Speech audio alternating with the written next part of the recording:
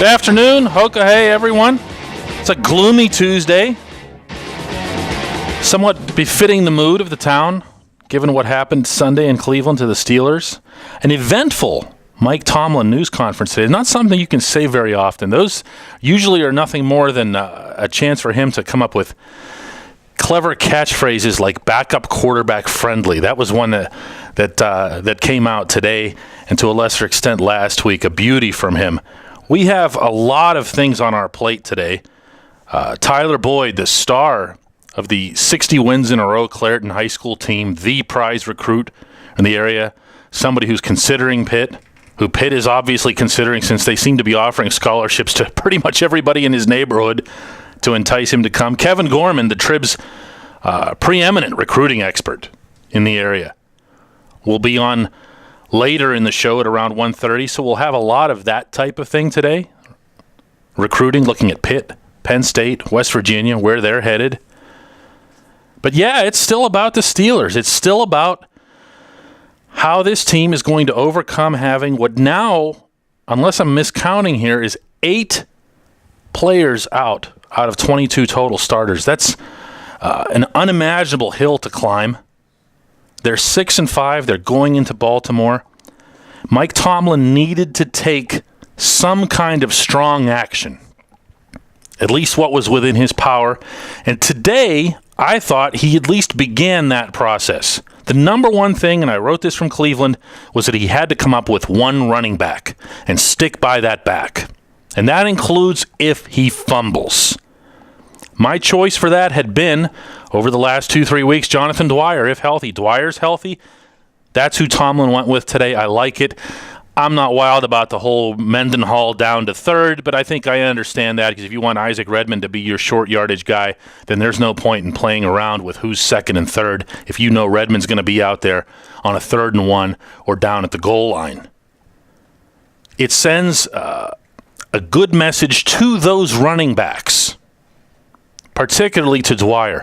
We're going to stick with you. You're not going to look over your shoulder every time you're carrying the football. It's the right move. It's one that I think is going to pay off.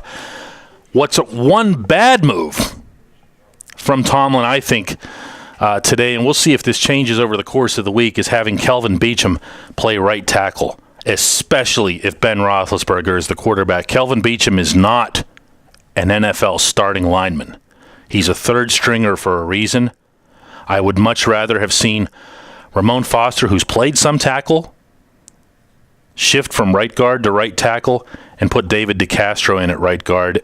And I know football coaches all get hung up on this guy practiced X number of times. This guy took 4 snaps once in an NFL game, so he's more qualified. David DeCastro is a first-round pick. He knows the playbook. They said as much going back to training camp. If David DeCastro is healthy, there's no reason a player of his pedigree, and don't forget, this was a guy that a lot of teams saw as a legitimate steal, where Pittsburgh ended up taking him later in the first round. No reason he shouldn't be on the field this week. It's not ideal no matter how you do it, but I like the Steelers' chances of keeping their quarterback alive a lot better with Ramon Foster out there. I'd also like their chances of keeping Heath Miller involved in the offense a lot better. If they didn't have to keep Miller in to help Kelvin Beachum, and I'll bet you that's what's going to end up happening. The biggest issue, though, out of the Mike Tomlin press conference today, as I saw it, was one that he really didn't seem to want to talk about too much, and that was Mike Wallace. He throws out as much of a bombshell as you can on a depth chart release. Those things are usually just complete formalities. In fact, the one that they put out this morning has Ben listed as the starting quarterback. It has Mike Adams, who everybody knows isn't playing, listed as a starting right tackle. But they put an either-or for Mike Wallace or Emmanuel Sanders at wide receiver. That's pretty telling. It's pretty damning, too, I might add. You know that Mike Tomlin isn't trying to send Emmanuel Sanders a message. You know that he saw what we all saw, especially those of us in Cleveland who were paying attention to Wallace away from the play, waltzing back to the huddle. I saw a couple of occasions where he would get near the huddle, just as it broke up. His body language was terrible. We all saw how he didn't go up for the 50-50 balls. He was pouting. He was waving his arms after one particularly bad pass by Charlie Batch.